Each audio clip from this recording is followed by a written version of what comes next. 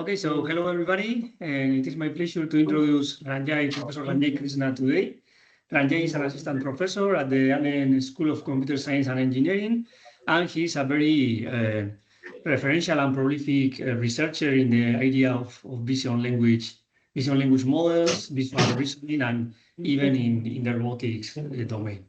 He has been publishing in the most important conferences of the areas, as you can see here, like NeurIPS, CVPR, ECCV, all of them, and he has also plenty of awards and recognitions, showing that he is actually an excellent researcher.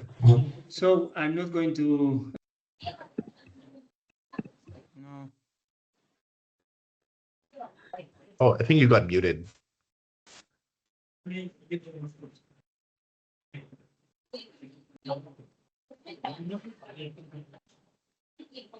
Well,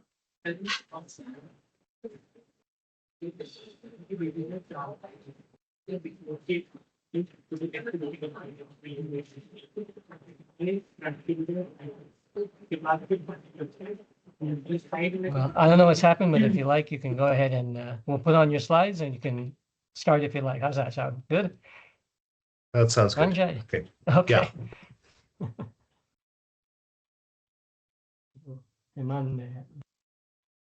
Okay.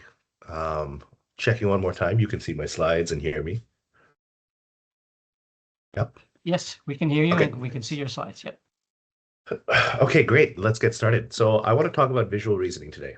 And I'm very excited about visual reasoning because I've been arguing for a while now that it's going to be a lot larger than language reasoning, and it's got a lot more scope and possibilities. And today's talk is hopefully going to show you all the ways in which visual reasoning can be applied and the work that we're doing specifically to make that happen. So I want to start by giving you some context. About a year and a half ago, we released a model called Momo. This was last year at CVPR, which is the top computer vision conference. And Momo is a completely open source multimodal language model. And by open source, I mean not just open weights, it's open training data, open training code, open evaluations, meaning you can absolutely reproduce Momo on your own in your own GPU cluster. Or of course, you can just use it however you want. You can add your own evaluation data or fine-tuning data and change it however you want from the very get-go. So a lot of flexibility in terms of what you can possibly do with it. One thing that made Momo really exciting for us is that when we released it, we found that it outperformed, at that time, all the best proprietary models that were out there, including Gemini, GPT, Claude, on any kind of image reasoning task. Now, this was pretty exciting because these corporations have billions of dollars in funding, whereas we're a much smaller research lab. Now, what made Momo really stick out when it was released was its ability to not just give you answers, but actually ground its decision-making and reasoning process directly in the pixel space itself. So for example, when you ask it to count how many boats are in this image, it doesn't just give you an answer, it actually points to all of the things that it's counting in the image itself. So you can see all the pink dots that it produces. These are points in XY space that represent pixel locations that it's referring to, and then it gives you an answer. So it's a lot more grounded in terms of its ability to answer questions. And this reduces hallucinations and also gives you a much more accurate answer for the kinds of questions you're asking. Now, this pointing capability, when we released it, was very new. At that time, for pointing and counting kind of tasks that refer to image space, all of these models were performing quite poorly. Most of them were performing at sub 10%. GPT was the only one that was performing at about 20-something% performance. But as soon as we released, we were already much higher, above 60% performance in pointing and counting. And this capability, of course, the moment you release something open source, all of these proprietary models end up incorporating all of your training data and capabilities. And so we started seeing large jumps in performance as soon as we released. So a few months after we released our training data, Gemini, GPT, all of them now perform exactly at par with Momo. And it's because we know that they've incorporated all of our data into their training mixture. So in today's talk, I want to talk about visual reasoning. and go beyond just pointing. I want to talk about why it's important and all the reasons why you might want to build these kinds of capabilities into your models. So first, I want to ground those types of tasks directly in decades of computer vision research that argues why the kinds of capabilities we care about are still missing in multimodal language models. So I'll do that first. Next, I'll introduce this idea of sketching, which is an idea drawn from cognitive science, but it's something that should be very intuitive to all of us, and how it enabled this kind of visual chain of thought. Today, this idea of sketching and visual chain of thought is often referred to as thinking with images. GPT and all of these other models have also incorporated this capability directly into their models. And then I want to talk about how this capability doesn't just require tools. You can distill this capability directly into the multimodal language model itself. And then finally, I want to talk about how we can apply this capability directly into an application area. And specifically, I'll talk about Momo Act, where we apply this directly into the robotics domain, showcasing that you can allow models to think in other modalities and again, improve on not just vision tasks, but also robotics tasks as well. Now, throughout this talk, I won't actually be referring to individual papers, but if you're interested in which papers I'll be talking about, it's mainly going to be these 5 papers. Okay, so with that, let's get started. Let's talk about the fundamental sort of vision capabilities that are still very much missing in today's vision language models. So one thing we know when using these models is that they're already really good at captioning and describing what's in the image. So in terms of semantics, they do a pretty good job of telling you what they see. They'll tell you that there's a cat, that it's sitting on a blue chair, and give you some information about general sort of semantics in the image. But the moment you start probing it for more than semantics, so for example, maybe you want to ask it questions about space. So here, if you give it 2 images and say, is the camera moving to the left or the right when moving from the first to the second image? This is a question that's pretty easy for people to do. Everyone here should know that the camera is moving left. But both GPT and Gemini, the best models at the time when we released this paper last year, they were more or less just guessing. And here's an even easier task where we're asking it what should be filled in this missing part that's been blacked out. And again, it requires more spatial understanding, locating where something is and answering questions about it. And again, in this case, it should be very easy for all of you to know and predict that, A is the right answer. But again, GPT and Gemini completely guess whenever they see any kind of question like this. Now, these types of problems are not just anecdotal. They actually refer to quite a lot of fundamental perception capabilities that we want VLMs to have, vision language models to have, but they're completely missing. And let me describe all the kinds of things that we would care for these models to be able to have.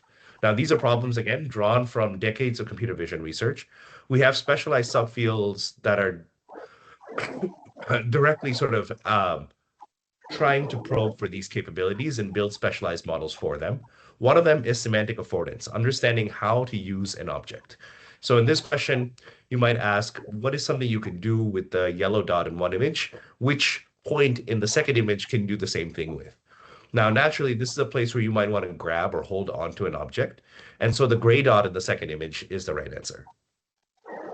Another one is the one I just showed you, which is multi-view reasoning, where you might want to ask a model to reason about how the camera is moving as it's moving from one place to another. You might want to ask about visual similarity. So which 2 images are more similar and why?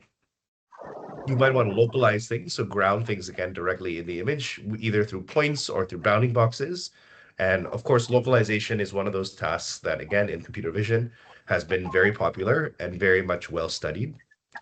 In painting is the example I gave you, where you want to fill in missing parts of the image. Depth estimation is another one, where you want to understand in 3D which points are closer to the camera. You might want to reason about color, or you might even want to reason if images are real or fake. Now, if you look at existing benchmarks that are out there, the most popular vision language benchmarks, they're really not probing for any of these kinds of capabilities. Instead, if you look at MME, which is one of those popular benchmarks that I'm using as an anecdote, it's asking questions about forecasting. So what will happen in the future, or it'll ask you questions about social relationships that require more external knowledge. or geolocation that again requires external knowledge, or even music theory.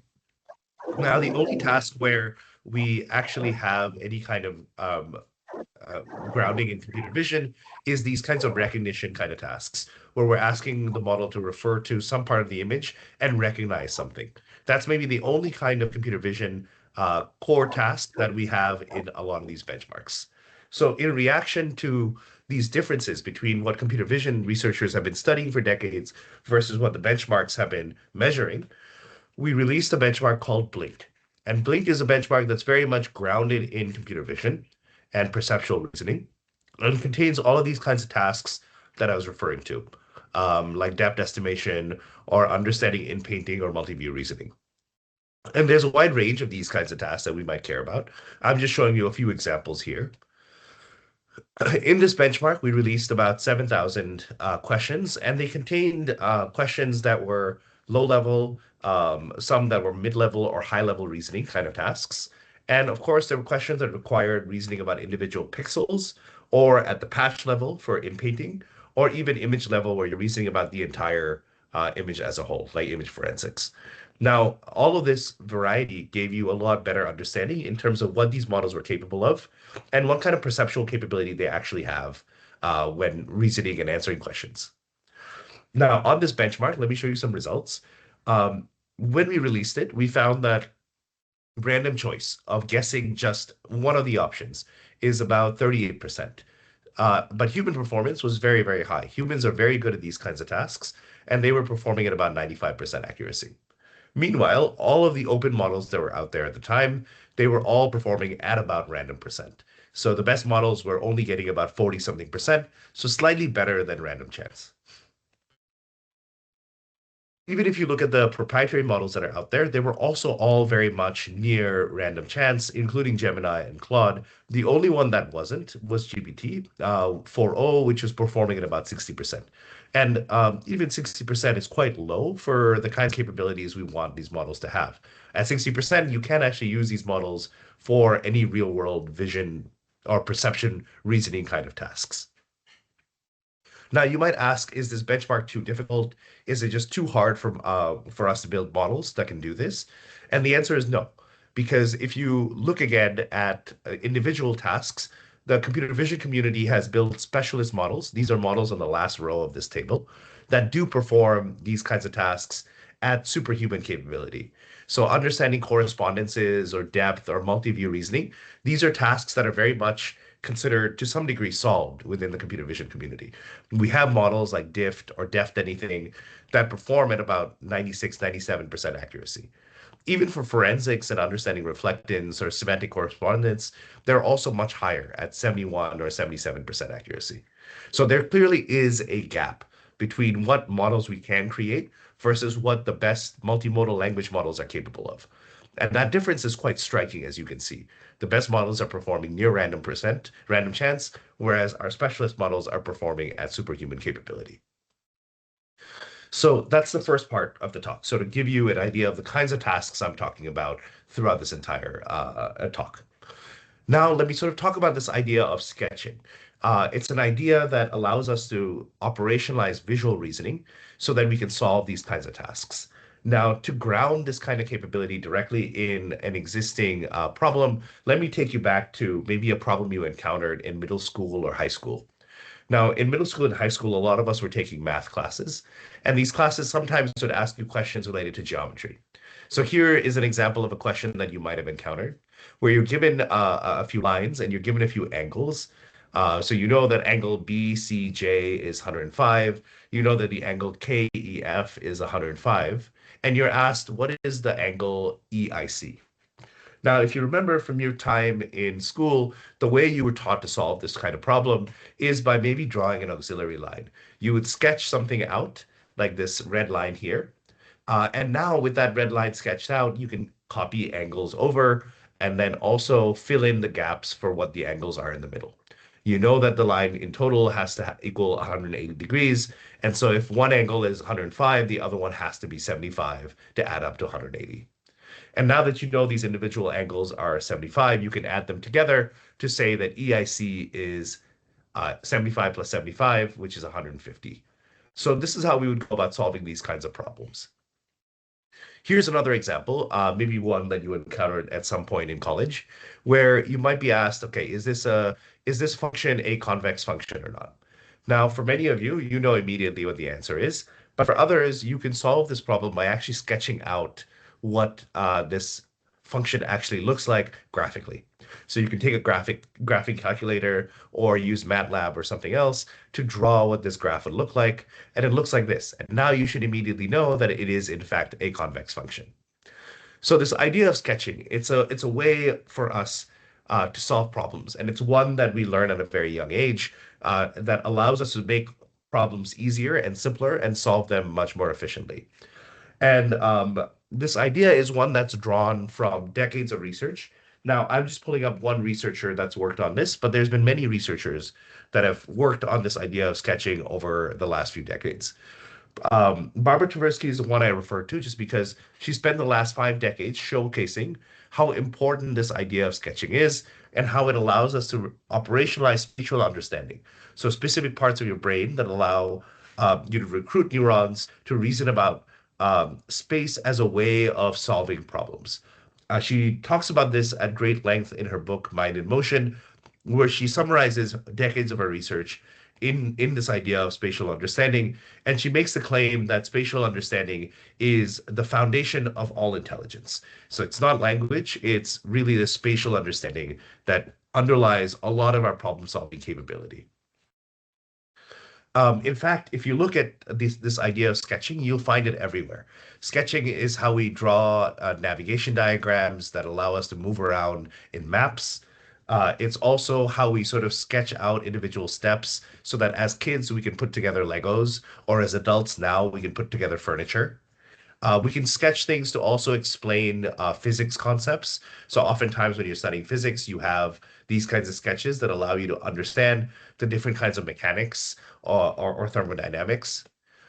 In fact, sketching is so ubiquitous that you find them going all the way back to ancient Babylon, where people would sketch out specific things to understand how to move around in their islands. In fact, here's a map, which is one of the earliest sketches that's out there of an entire city from about somewhere between 1000 and 200 BC that has since then disappeared. But these sketches that describe what that city looked like are still around. In fact, sketching is so fundamental that we teach children how to sketch at a very young age to tell stories. We teach them how to sketch to solve math problems. In fact, again, it allows you to operationalize space so well that if you use things like the abacus, you're effectively learning to sketch out different kinds of math problems in space. And people who can use the abacus can solve math problems a lot faster than everyone else. Sketches, again, are how we tell stories in comics. It's how we visualize ideas and make things simpler in paper so that you understand the underlying data that you're referring to and even draw conclusions a lot more effectively. Sketching also allows you to basically group different elements together. So in chemistry, we often sketch out things so that we cluster different groups of things together and understand the properties of elements. We sketch to draw intermediate representations of buildings. So architects do this with blueprints to build before they build any kind of building. And we do the same thing in machine learning, where we sketch out architectures and diagrams and simplify problems so that our scientific ideas are easier to understand for others. So we took this idea of sketching and we said, okay, how do we get models to actually sketch so that they're able to solve these kinds of perceptual reasoning tasks a lot more effectively? And the way we operationalize sketching is through a chain of thought process with tool usage. So let me show you this example. We introduced this idea of Sketchpad, and Sketchpad is effectively a place where models can sketch and use those sketches as intermediate representations to reason about problems. So for example, if you ask a model, how can you prove that the angles of a triangle sum up to 180 degrees? GPT would give you some kind of answer, but oftentimes it would just guess. But if you allow it to sketch, it would actually be able to generate a diagram with an auxiliary line, DE. And it can do this by generating matplotlib code and generating an image, and now using that image as a second input to its answering capability. And now it can reason about those individual angles and give you an answer that's actually grounded in some sort of example triangle. And so now its reasoning process is a lot more correct. It's again more grounded and gives you answers that are correct. You can do the same thing with the example I showed you earlier with the convex function, where again, if you ask GPT this question, it would just make up some answer. But if you allow it to plot what this function would look like with matplotlib, it would actually get the correct answer because it can visually reason about the diagram itself. Here's an example that's more closer to perceptual reasoning. So given an image, you might ask what type of shop is in front of you. And again, GPT might guess because the answer is actually in a very small part of the image itself. But again, you can operationalize sketching as not just drawing something, but zooming into a part of the image. So you can use sliding windows to find where the information might be. And you can allow the model to choose which patch has that information. And now you can use that patch as an input so that the model can answer correctly that, yes, in fact, the shop in front of us is Core Power Yoga.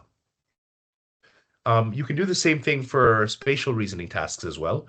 So you might ask the model, are there cookies stacked on top of one another? And GPT-4 again would guess. But if you allow it to sketch by drawing out a depth estimation of the image by calling a depth estimation model. Again, we have specialist models that do this at superhuman capability.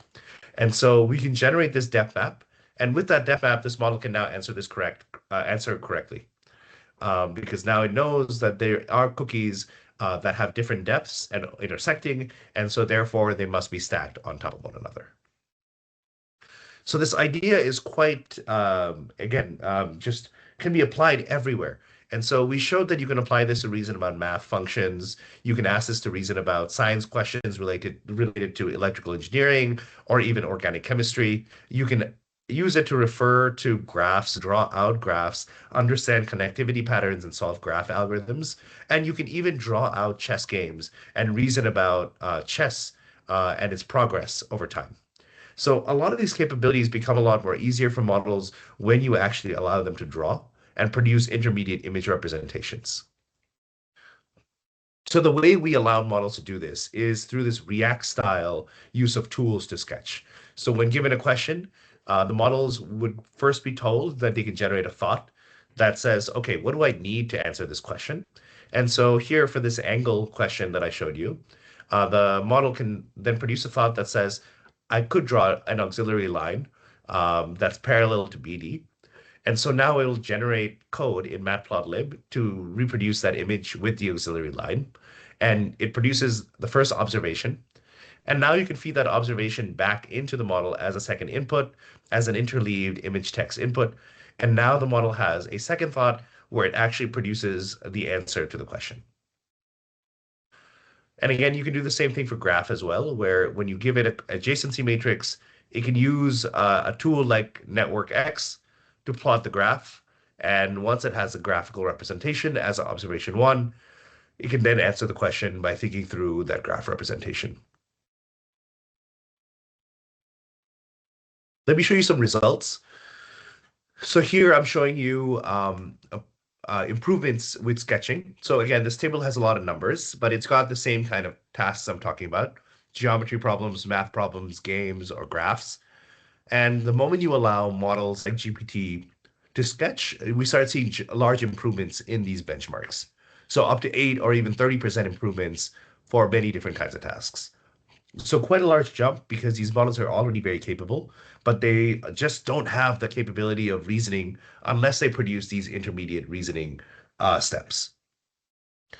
Now, I can also show you similar performance improvements in our Blink benchmark as well. So let me show you some tasks first before I show you results. So on Blink, you had tasks like this, where we would ask the model which point is closer. And so here, the model can generate a thought that says, okay, I need to use a depth estimation to figure out how to answer this question. So it can call a tool that produces a depth map. You can overlay that depth map onto the original image itself. So that's a second thought, to produce an overlay of the depth map on the image with the points laid out. And now that second observation is one that's actually very useful for the model as it's reasoning about which point is closer. And it can tell you that A is in fact closer than B is. You can do the same thing for visual search kind of problems as well, where here we're asking the model, tell me which number of player is shooting the ball. And when given the entire image, it's actually very hard for the model to answer because it needs to simultaneously locate and retrieve using OCR and answer a question. So instead, what it can do is call an object detection model to detect all of the people in the image. And then it can iterate through all of the individual people and find the person that's actually holding the ball or shooting the ball. And you can zoom into that patch itself by zooming in using another tool. And then you can answer the question by only looking at that zoomed in figure as a second observation. So again, the model can produce all of these intermediate chains of thought. It can produce these intermediate images and then use that to sort of reason and answer questions for you. Now, this kind of capability is one that's useful not just for the blink benchmark, but even other benchmarks like MMVP, where you have to do spatial reasoning or reasoning about individual pixels in the image. Here again, we find that the same capability of sketching allows you to solve a wide range of tasks. So not just the tasks that we're referring to, but tasks in existing benchmarks as well. And so here are performance improvements again on many different benchmarks, including MMVP, V-star, as well as all the different kinds of blink tasks that we have. And we see the same kinds of performance improvements, where on these tasks, we see 18%, sometimes 11 or 3% improvements across all of these different tasks. So again, there's no additional training that these models have gone through. They haven't been taught how to use these tools. They haven't been taught how to reason with these images, but these capabilities are already built into a lot of existing proprietary models like GPT. And so it's able to show these improvements just by allowing it to have this ability to sketch and produce intermediate representations that help it answer questions. Now, one thing we wanted to investigate was whether people would generate the same kinds of sketches when answering questions as these models would. And it turns out that about 80% of the time they do. In our human experiments, we brought in a few undergrads to produce intermediate sketches and solve these same kinds of questions. And they produce sketches that match GPT-4o 80% of the time. And so we said, okay, if these models are already producing sketches that are very much aligned with people, where are the errors coming from? And turns out a lot of the errors really come from not being able to use the tools correctly, or if the tools themselves are wrong. So in those cases, because the intermediate representations are wrong or incorrect or noisy, that's what causes the models to produce incorrect answers. The other thing we noticed was that even though GPT was very good at producing these kinds of sketches, open source models just could not do it. They just were not effective at sketching at all. They didn't know how to use tools because most of them at that time weren't trained to use tools. Since then, of course, a lot of the Quen models have improved their ability to do tool usage. But regardless, the tools themselves can still be noisy. And these models are not good at recognizing that noise and still produce pretty bad answers. So that wraps up this idea of sketching. It's one that's universal. It's something we see everywhere across science, and one that is fundamental to how we reason about things in the world. And you can actually allow these multimodal language models to do sketching if you allow them to have this kind of sketchpad to produce intermediate representations in images or something else, and use that representation to answer questions. So in the third part of the talk, I want to talk about how not just all the ways in which sketching is really useful and all the benefits, but also talk about all the negatives, because there are a lot of negatives when it comes to the way we've been using sketching so far. So first, of course, the strengths of sketching. There are many strengths. LLMs are today very good at generating code. And so they can generate matplotlib code. They can use libraries if you describe them well enough and actually produce these sketches quite well. At least the proprietary models can do this, even if our open source models are not so good at it. And we have generally good specialized models for many different tasks. So across object detection, segmentation, depth understanding, search and retrieval, or even extracting information from domain-specific models or encyclopedia, we have individual models that can do all of this. And so there are a lot of tools that people have developed to be able to answer a lot of these kinds of questions that we care about users asking. But there are also a lot of limitations when it comes to sketching. there's this problem of error accumulation. So even though models are good at calling tools, even though the tools are pretty good, they're not 100%. And so there's errors that accumulate very quickly. The programs that are generated can sometimes be wrong, and the tools themselves can produce answers that are wrong. And aside from that, aside from the error accumulation problem, you also have this latency problem, where sometimes these models need to call a depth estimation model, and that requires you to load an entirely new model into your GPU, call it, and then use that output to answer a question. And so that can induce quite a lot of latency in your inference time, and that can slow down the entire back and forth process between a user. And so we asked if we can avoid this tool calling completely. Can we allow these models to actually have this capability of reasoning in these spaces directly without calling and referring to any external tool? Can we essentially distill all of these individual capabilities, all of these individual tools or specialist models directly into the language model itself? And we introduced this idea of visual program distillation, VPD, where you can do this distillation process, where you take object detectors or depth estimation models or captioning models or OCR models and directly distill all of those capabilities directly into the vision language model itself. And the entire process of visual program distillation only requires 2 steps. In the first step, we need to generate a lot of program traces that use these tools. And then once you've generated them, you can allow the model to essentially fine-tune on those traces to answer the questions themselves. So again, it's just 2 steps. You use the tools to generate a lot of data, you verify that the programs are correct, and then you use vision language models to train on that generated set of traces. So let me give you an example of what that looks like, the data generation process. So let's say you take any vision language question answering data set. And usually these data sets have an image and a question and answer. And so here you've got an image and the question is, how many buses are not yellow? The answer is 1. What you can do is you can allow the model to sketch by producing code. So the first step is to generate code that'll help it produce some intermediate representation.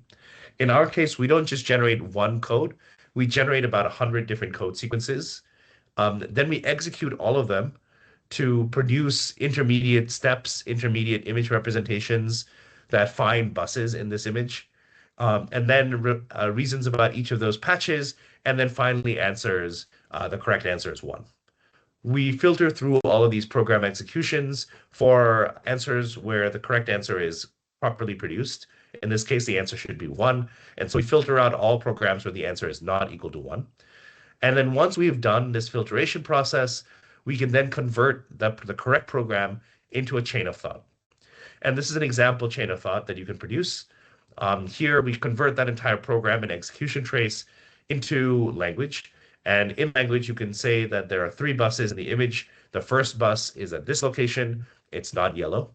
The second bus is at this location. The third bus is at this location. Both of those are yellow. And so therefore, the total number of buses that are not yellow is equal to 1. And you can take this now chain of thought and actually train the model with this kind of data. And if you train it with that kind of data, we call this visual program distillation. And you end up with a model that is essentially the VPT version of whatever VLM you're fine-tuning. Now here I've shown you an example with bounding boxes, but you can do this for many different kinds of tools, including OCR tools, where you can directly sort of convert all of that entire program execution with all of its intermediate representations directly into a chain of thought, and then train with that chain of thought. What's nice is that once you train your vision language model to do this, it can essentially do this kind of grounded visual reasoning without needing to call any external tools. It can do this in a single forward pass. So for example, if you ask it how many green vases there are, it will produce bounding boxes for each of the individual green vases and then tell you that there are 3 green vases in the image. So again, the key results from this work is that this ability to distill programs directly into the VLM, it improves accuracy, it improves consistency, and we see improvements in factuality benchmarks as well. And what's nice is that the entire process doesn't require any additional latency. Your model is just producing one forward pass, producing all of these intermediate representations, and then answering questions related to it. And at the time that we released this, we had the state of the art across most vision language benchmarks when compared to existing models that were out there. Our model, the one in the red, across reasoning in text, reasoning in counting, reasoning in MMBench, or general visual reasoning in GQA, or even for knowledge-based tasks like OKVQA, we start seeing large improvements and jumps in performance. Now, naturally, the example I showed you only works for some kinds of reasoning. In many cases, you can convert what the intermediate steps look like into language. Now, sorry. Now, with bounding boxes, you can definitely convert bounding boxes directly into language. But for many other things like depth estimation, where you're trying to reason which point is closer, depth estimation is not something that you can produce and convert into language very easily. And so when reasoning about if point A or point B is closer, you need some other way of representing depth. Language just turns out to be a very, very poor representation for reasoning about depth, because it's really hard to reason about 3D or even talk about 3D space using language. So to make this capability possible, we augment existing vision language models with what we call perception tokens. So these are tokens that are added to the vocabulary of your language model. So usually language models are trained with a vocabulary of somewhere around 64,000. And what we do is we take an additional 100 tokens, and we call them perception tokens. Here I'm showing you those tokens in a colorful format. And those tokens are just added on as additional vocabulary for the model. What's nice about these tokens is that they don't have any direct meaning in language, but they represent some sort of intermediate implicit representation in some other modality. So for example, let me show you where something like this can be helpful. So if you ask the model which point is closer to the camera, without our sort of reasoning capability, the model would say point A is closer, but of course it's more or less just guessing which point is closer. But with our chain of thought, it can instead say that I'm going to produce a depth map. The depth map for this image is, and then it'll produce a bunch of perception tokens. And now we can use those perception tokens to reason that point A is closer than point B. Okay, so this is our goal. Our goal is to allow the model to produce these perception tokens that'll hopefully mean something in some implicit representation that will hopefully represent depth maps for the model. So how do we allow the model to train with this kind of capability? What we do is we first train perception tokens by taking a lot of depth data sets that are out there. We take only the depth masks or the depth maps, and we learn a VQ-VAE with those depth maps. So we learn an encoder and a decoder and a vocabulary of these 100 tokens that allow us to convert any depth map into these tokens and then decode them back into the original depth map itself. Once we have these perception tokens trained, we can then use it to answer questions about images in existing benchmarks. So here's an example image from a benchmark that asks the model which point is closer to the camera. Again, baseline models just don't know how to answer this question. But in our case, we produce a chain of thought that says A is at this location, B is at this location, C is at this location. The depth map for this image are these perception tokens. And so therefore, point B has a higher pixel value and therefore is closest to the camera. And what's nice about these perception tokens is because we've trained them using a VQ-VAE, we can take the decoder from that VQ-VAE and actually decode that depth map back into something that we can interpret. So it's really nice because now your models are generating these chain of thoughts that are actually interpretable, and you know if the errors are coming because the depth maps are incorrect or because of the reasoning problems of utilizing those depth maps. So again, we took this capability, we trained a lava model on reasoning about depth, and we showed that we were able to outperform GPT and other models by about 20 or 30% points on average on various different kinds of benchmarks, including the Blink benchmark. So again, pretty exciting that we were able to showcase this kind of capability and reasoning process. And all we did was take a weak model and train it with these perception tokens. And now I could start reasoning about things much more effectively. Now, you can do this kind of reasoning process not just for depth, but for anything at all. So even bounding boxes, which we know we can represent in language, turns out we can also represent them in perception tokens as well. So instead of asking the model to produce text saying that the box is in this location, we can ask it to produce a perception token set that tells you, okay, the boxes are here, and therefore the answer is this. Now, I'm leaving out a lot of details in this talk just because of time, but if you're interested, there are a lot of other steps that are required to get this model to work well. Auto-encoding perception tokens is not easy. You need to be able to do this correctly. You need to curate a good amount of training data that is as diverse as possible. And of course, when you're actually training the model with this kind of chain of thought, we found that it's very important to train it with a multitask setup, where we sometimes allow it to produce this chain of thought, and other times we allow it to just answer the question directly. And we found that this multitask setup allows the model to distill these capabilities a lot more easily into the model itself. And finally, we had a curriculum as well, where we started out with easier tasks and made it harder and harder over time. So first, we taught it to do depth estimation, and then utilize that depth estimation to answer questions. So that's the third part, where now we can operationalize this idea of sketching directly in the model itself, but we're teaching the model to implicitly sketch by producing these latent tokens, these perception tokens. And then those perception tokens can be interpretable if you want them to be, but you never have to actually decode them when running inference. So if you only care about the answer, you can only ask the model to produce the answer. But if you care about diagnosing and understanding why a model performed a certain way, you can actually decode these perception tokens and visually inspect and see if the models are doing it correctly. So now that we have this perception capability, we wanted to see where we can apply this so that we can really drive home how important and how useful this idea of visual reasoning is. And so that brings us to the last part of my talk today, where I want to talk about one application area, and that's a project called Momo Act. So in Momo Act, we wanted to see how we can improve robotics using this idea of sketching. Now, in robotics, we want our robots to do many different kinds of tasks. We want them to fold our clothes, move our laundry, make our beds, sweep our tables, and all of them require reasoning about space and moving around in space to accomplish some kind of task. And so we released Momo Act, which was similar to Momo, a completely open source project, meaning we released all of our training data, all of our weights, all of our evaluations, so you can reproduce the model completely end to end. And we allowed you to fine tune it on many different modalities.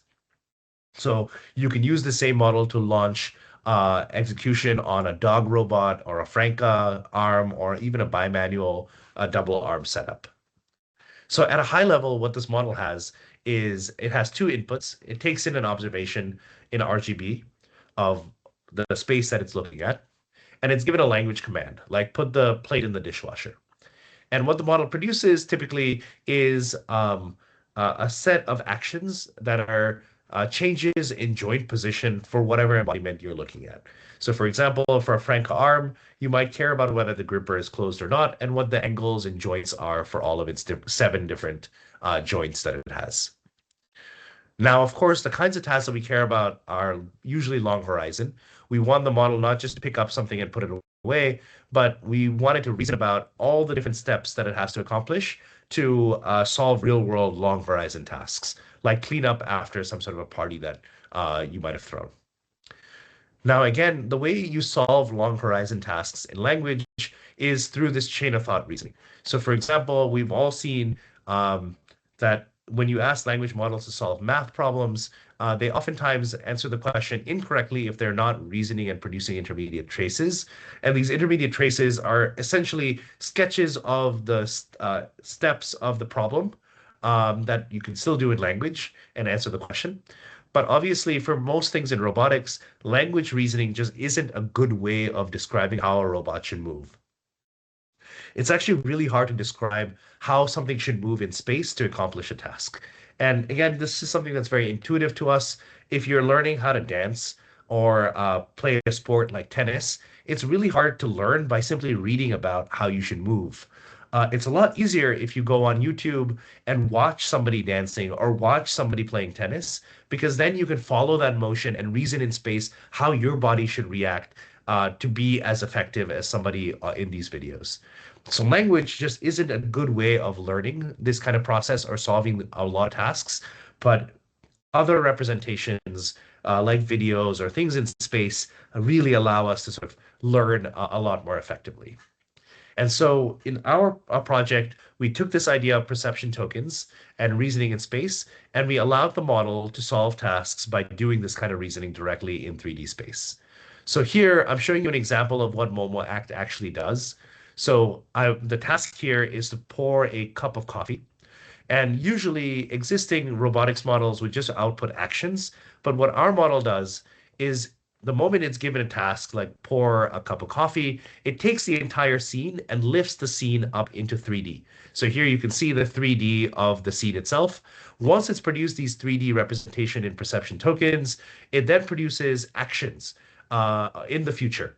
So here it's producing a bunch of lines that tell it, okay, this is how I'm going to move in space.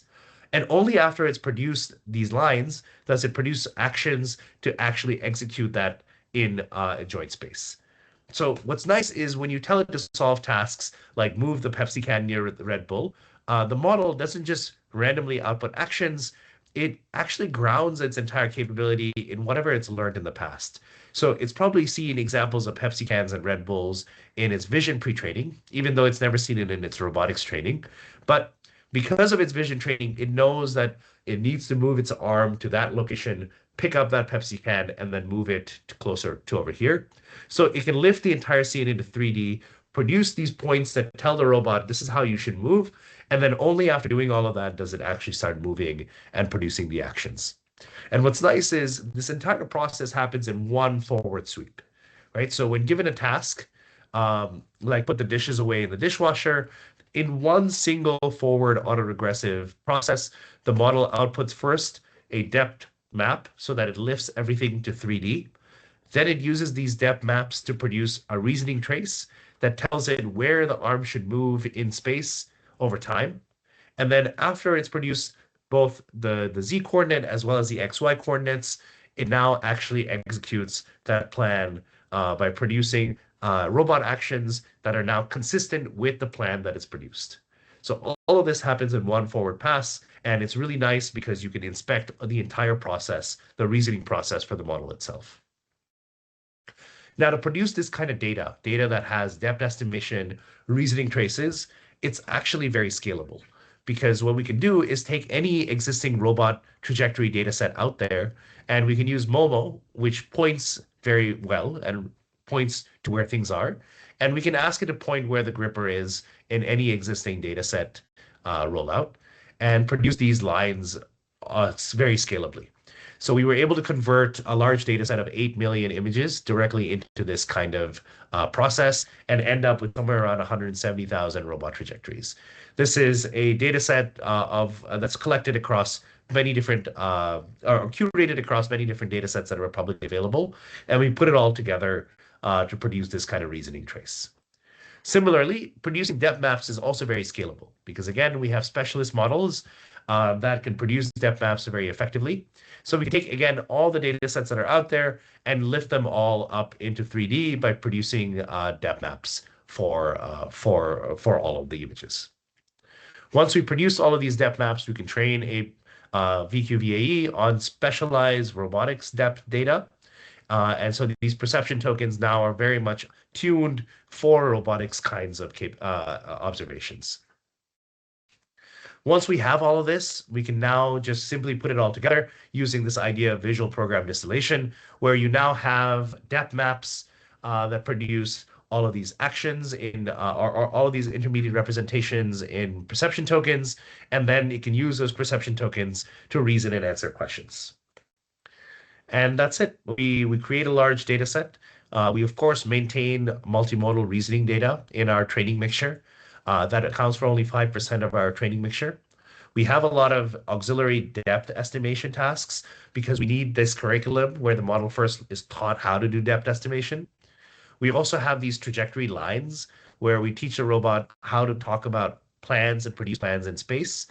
And then finally, we also have trajectory condition data, where given a trajectory, we train the robot to make sure it's following that trajectory exactly. So this allows the model to actually be very faithful to what it's generating. And then finally, we have all of it put together, which we call action reasoning data. So this is data where the model first produces depth maps, produces the lines, and then produces the actions. We also found that it's important for models to learn on very high quality data, and a lot of existing data sets out there are not very high quality. And so we also went ahead and collected our own set of diverse household tasks data set. And this data set contains the core capabilities we care about. Things like opening things up, picking things up, flipping things over, putting it away, or closing it up again. And you can allow models to mix and match these different capabilities to solve many different household tasks. Here's an example where it's putting a plate on a stand. So it has to go flip, pick something up, and then move it and place it somewhere very precisely. And here's one where it needs to sort of push something upright or clean something up, or even close drawers, open them up to solve different kinds of problems. So our entire mixture at the very end is to first start with Momo, which is our vision language model. And then we pre-train it on all of this robotics data that's available online. And then we mid-train it using our high quality data. And then we can now fine-tune it on existing benchmarks that's out there and use it and showcase that you can now do reasoning across many different benchmarks in space. Let me show you some results. We found that these models are extremely good. Because of this reasoning capability, it's able to solve tasks in 0 shot. Without ever seeing robotics data related to it. So it can identify Coke cans, refer to second or third drawer, and then once it's understood and grounded its capabilities, it can produce plans that allow the model to produce very faithful actions to those plans. When we released this model, this was a few months ago. I think at this point, it's been about 8 months since we released Momo Act. And when we released it, we were again very excited because we were state of the art across all of the robotics benchmarks that were out there. We were outperforming, again, large corporations like ByteDance or Microsoft or Physical Intelligence or Google DeepMind that had 39 times more data than we did, or even NVIDIA that had 26 times more data than we did. But again, what was different is we really grounded all our capabilities. We sketched a plan before executing that plan. And this reasoning process allows these models to go beyond simply just using language to reasoning in space before they execute tasks. We also did a lot of post-training evaluation on existing benchmarks like Libero that have a diverse set of tasks to evaluate on. And again, we were state of the art compared to all of the ones that were out there. The last thing I'll leave you with is what's really nice about these kinds of capabilities is that not only are we seeing improvements in simulation environments, but also in real world environments where, again, we were outperforming things like Pi0, which is from Physical Intelligence, a startup that has a lot of this funding to do these kinds of models. What we're able to show is not just performance, but this ability to steer your models. Because you can see these intermediate reasoning traces and you can reason through it, you can actually steer your model to do things that you want. So because you can see the plan before the robot executes, there's a safety element in there as well, where you can decide, actually, I don't want you to move like this. I want you to move like this instead. And you can draw how you want your robot to move, and it'll actually follow the pattern that you've drawn out. So this ability to sketch is now also a way for you to steer robotic behavior in the kinds of robots that you might have in your home. So that's it for me today. We started out by talking about fundamental capabilities that are still very much missing in vision language models. Then we talked about how sketching is an idea through which we can operationalize spatial understanding and allow for a wide variety of different performances to arise simply by allowing the model to produce intermediate representations. Then we talked about how we can distill all of these capabilities directly into the model itself and not rely on external tools to answer questions. And then finally, we showcased an actual application area in robotics where this ability to reason in space allows you to build better foundation models for robotics than what proprietary models could do at that time. Since we released Momo Act today, all of the models that are out there all do reasoning in these multimodal spaces in some form or the other. Google Gemini Robotics does exactly what I'm showing you now as well. So it's very exciting again to see open source models actually change the way proprietary models are being implemented. So that's it for me today. Thank you so much. I'll stick around and see if there's any questions.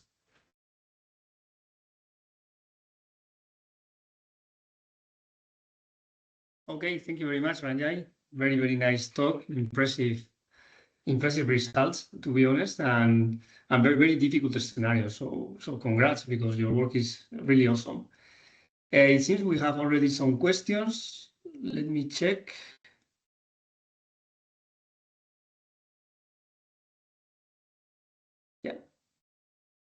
Yeah, so Lars, you can turn on your mic and ask the question, please. Thank you. Am I audible? Yes. Okay. Well, thank you so much, Ranjay. This was really, really exciting. I have two very serious questions and then one rather whimsical. You'll have to decide if you allow it. But the first one is that your work made me think about this recent book by Aguera Yarcas, the What is Intelligence book, where he refers to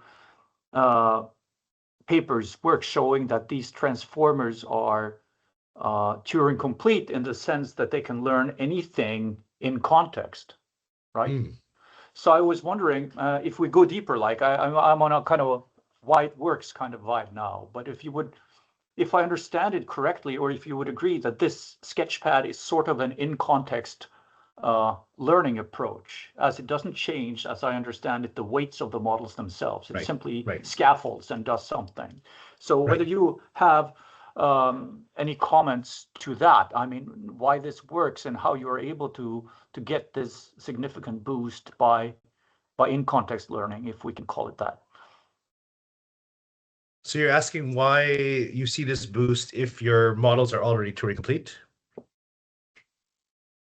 No. I'm just the idea is that his idea would then, as I understand him, then be that given that you can give if the weights are you can show that if the weights are so and so, then you can learn any function by changing the context, and that what you are actually doing is that you are showing that by changing the context, if we use it liberally, which is this what Sketchpad does, like on an abstract level, you can solve more difficult mathematical or problems.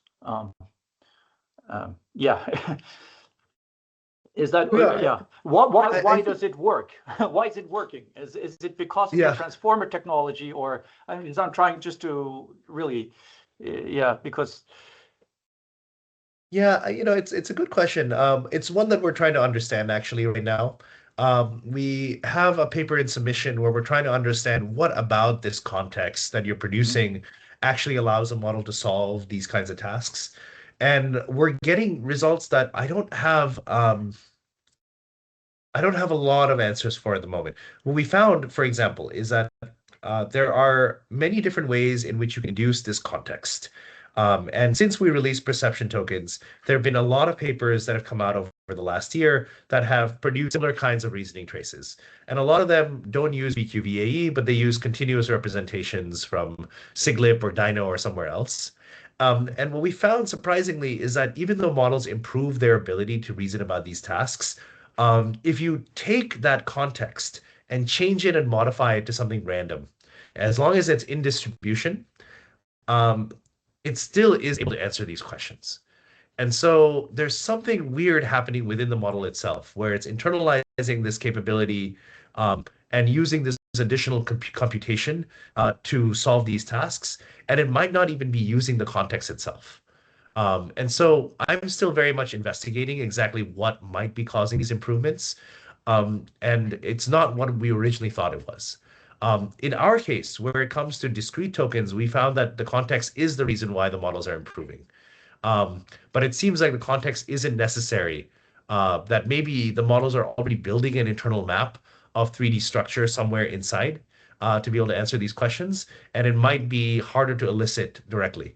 At least that's my guess right now, that these models do have this context. They're producing it themselves if you give it enough computation, but it's hard to elicit and verify if that's actually the case. But that's as far as that I've gotten in terms of understanding. Okay.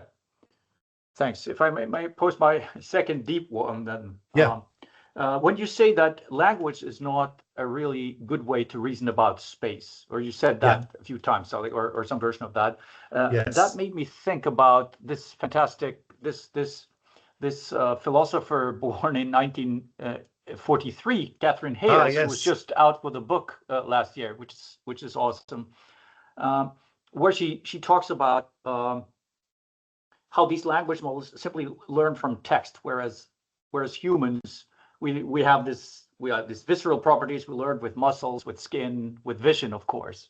So I just want to talk about that a little bit, because it appears to me that whether you think you're going in that direction or something, but these robots that are, if you can actually, whether there is a need for them to actually experience things differently other than text, to learn about these things, or whether you think that you can sort of flatten everything to text or matrices and teach them, or if you need sensors, visual sensors, or to teach them by doing it or feeling, if you understand it. Yeah, so I'm very much in the camp of you need these other modalities to solve real world tasks. If you're simply solving tasks that require modifying semantics, maybe language is enough. For many different kinds of tasks, language is enough. But for most real-world tasks that require manipulating something in your image space or acting in the world, for those kinds of tasks, you want to be able to reason in the modalities that you're operating in. So, for example, robotics is that application area where it's really hard to reason exactly how you should move, how you should sort of act, how you should plan without actually producing something in these other modalities. You could, of course, at some level of abstraction, language is enough. So, for example, you can say, I need to go to the kitchen, I need to open the top drawer, and then I need to go pick up the cup. At that level of abstraction, language is perhaps enough. But then if you go down a level deeper, where you actually have to think about how you're going to move, in that case, language is just not enough. For us, we tend to do this a lot more um, intuitively, because we are not necessarily explicitly thinking through exactly how to move our arm. A lot of it is instinctual for us, but that instinctual stuff is actually the hardest part, and ones that these models are still very much struggling with. And so I think you need all these other modalities. And so far, I've only talked about vision as the modality that we're operating on. But to really act in the world, of course, we know that touch, smell, all of these other sensory capabilities, these modalities would likely also come into play quite effectively. Now, naturally, vision gives you the highest lift, and that's why we're working on vision. But even audio and other modalities are likely also going to help quite a bit at some point. So I'm a big fan of thinking through other modalities. I think you need it for many different real world tasks. Even for something like image generation or video generation, it's actually really hard to describe how you want your image to look like in language. It's a lot easier if you can sketch out what you want your model to draw. So for example, when you're generating an infographic, maybe you want to move things around. Maybe you want to say, I want this over here. It's really, again, hard to precisely describe these things in language. And although it might be easy to some degree, when you're saying move this here and you can produce XY points, those kinds of interactions are not how people necessarily want to communicate anyway. So we would want ideally interfaces where people are interacting with their models in these other modalities as well that are more grounded. And so if you want those kinds of interactions at some point, you also do want your models to be able to understand and reason through those modalities. Okay, thank you very much. And then if I may, the last one was just this. When you saw the household chores, it made me think about the Steve Wozniak coffee maker test, which has fascinated me since I read about it, which is essentially to go into a random home and put on a cup of coffee. So how far away are we from building a robot that passes the Wazzy's coffee maker test? Oh boy. Like 5, 10, 15 years. That's a good question. I don't know. The nice thing about making coffee is that it's not a dexterous task. It's really one that you can solve with grippers, which means that we're actually a lot closer to that than I originally thought. We have a project that we released earlier last month, a few weeks ago. It's called MomoBot, and it's a model that's trained completely in simulation. So we created this project called Momo Spaces, where we produced 230,000 environments. These are people's homes, conference spaces. These are hospitals and schools and offices, and they're all populated with 3D assets that you could interact with. And because we know exactly what the 3D assets are and where they are, we can easily produce training data across all of them and train a model to solve these tasks across all of these diverse environments. And what we found was very surprising. We found that you can actually do zero-shot transfer to the real world by simply training in simulation, as long as your simulation is diverse enough and large enough. And so that at least gives me some amount of hope that this ability to generalize to new environments is something that is actually already something we're building towards, and is very much possible. Now, I'm not saying that simulation is going to be the right answer to solving these kinds of things, but it does seem like it is one answer to scale up our capabilities to generalize very easily.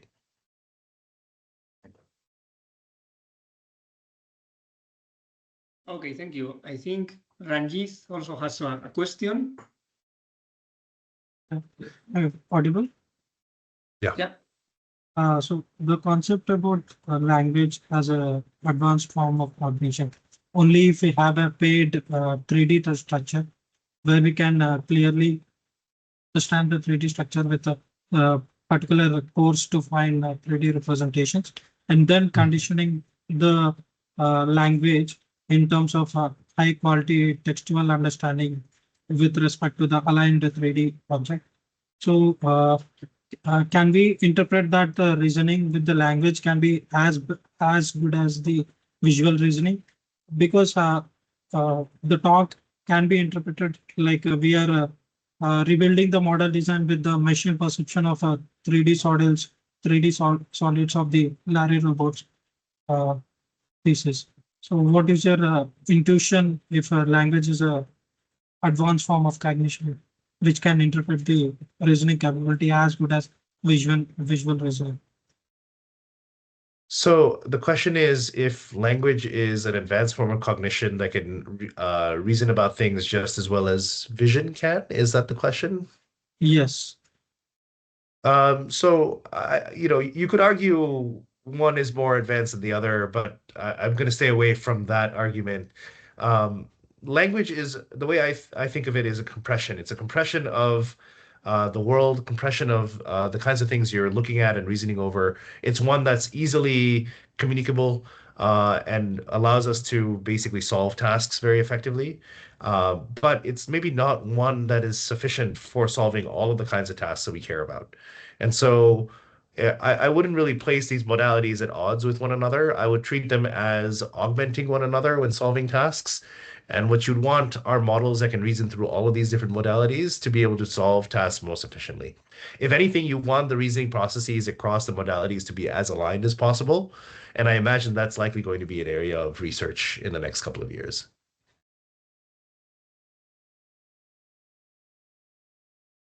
Okay, thank you. And Robert has another question. Yeah, so when using Visual Sketchpad, I wonder how much of the performance improvement comes from the actual intermediate images and how much just from the act of prompting for the sketches. Yeah. I wondered whether you'd actually tried deleting the images and seeing whether there's still an improvement. Yeah, great question. For the Sketchpad itself, we did try deleting the images and performance dropped. It dropped back to 0. So it does seem like it's the intermediate images that helps a lot. But for the perception token side of stuff, we found the opposite can also be true. So like I was saying, there's a lot of models out there that now produce some sort of tokens that are reasoning in other spaces. In those cases, if you drop the tokens that are produced, performance doesn't decrease. And so there's something funky happening inside these models. It's not clear exactly to me what that is, whether it's just a computation that's helping, or whether it's implicitly producing something and the outputs don't matter. So that's something we're investigating right now.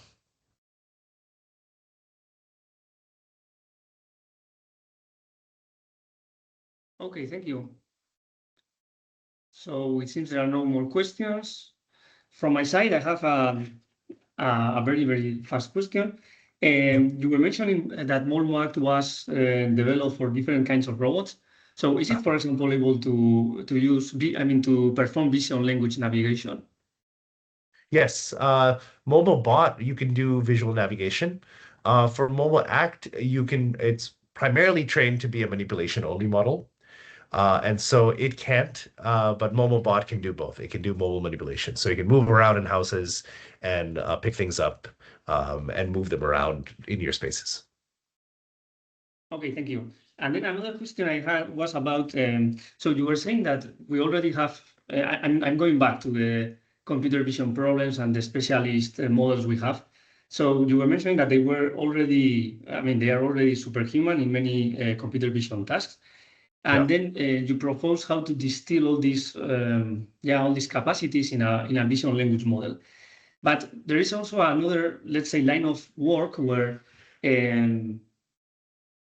foundation models, or let's say big vision encoders, are shown to be able to also address those tasks very effectively. Like, for example, you have cyclic2, you have a perception encoder, which are already very strong at semantic segmentation, depth estimation, and all these computer vision tasks. So somehow current VLMs already have that capacity, in their vision encoders, but they don't use it. Do you have any insight about it? So is your visual program distillation needed just to learn how to use those capacities, or are you building those capacities in those models? Do you have an insight about this? Yeah, great question.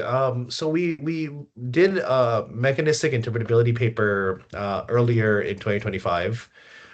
It's called Visual Representations Inside the Language Model. And we tried to study what is actually being used and utilized inside the language model itself. And we studied the key value pairs inside the transformer in the language model itself, the ones that are related to the vision tokens. And we found that you could actually read out segmentation and depth estimation quite effectively inside the language model. But it sort of maximizes performance at about the halfway point of the model, and then after that, it sort of decreases, which also makes sense because the later layers are likely only there to produce language. And so these capabilities do exist. To what degree are they utilizing this capability? That's something that I think we still need better probes and benchmarks for. People are starting to build a lot of these kinds of things. So we're starting to see that they're not very good at utilizing it, even though that capability exists in the representations itself. And so figuring out how to elicit these kinds of behaviors is, I think, been an exciting area of research for a lot of people. But I don't think I have an answer for why these models aren't using it, even though you can clearly read out those representations from the model itself. Okay, yeah. Okay, thank you very much. So if there is no any other question, yeah, Jose Manuel has another question. Yeah, thank you for that. I was just thinking, first of all, fascinating work. Thank you very much for the talk, very insightful.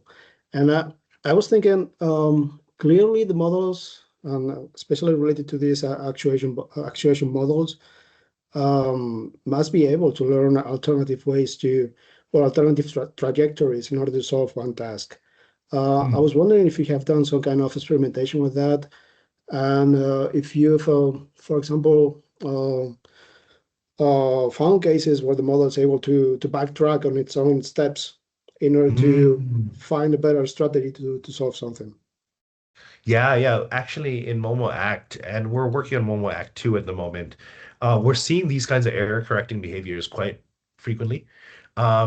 We've been referring to it as just error correcting or dynamic reasoning, where it does something, realizes that it did the wrong thing, and it quickly backtracks, reproduces a plan, and does something new. we think that this capability is emerging primarily because when teleoperating, people do the same kinds of things. They make mistakes and then quickly backtrack and fix it. And so we think that there's nothing special actually happening in our results so far, that it's actually just a function of the training data that we have. But there are other papers out there that show that RL is a good way of learning these kinds of error correcting behavior. And I imagine that that's probably true. So I think that it is possible to learn these more implicitly, but a lot of data today actually has this built in already. Mhm. Okay, thank you very much.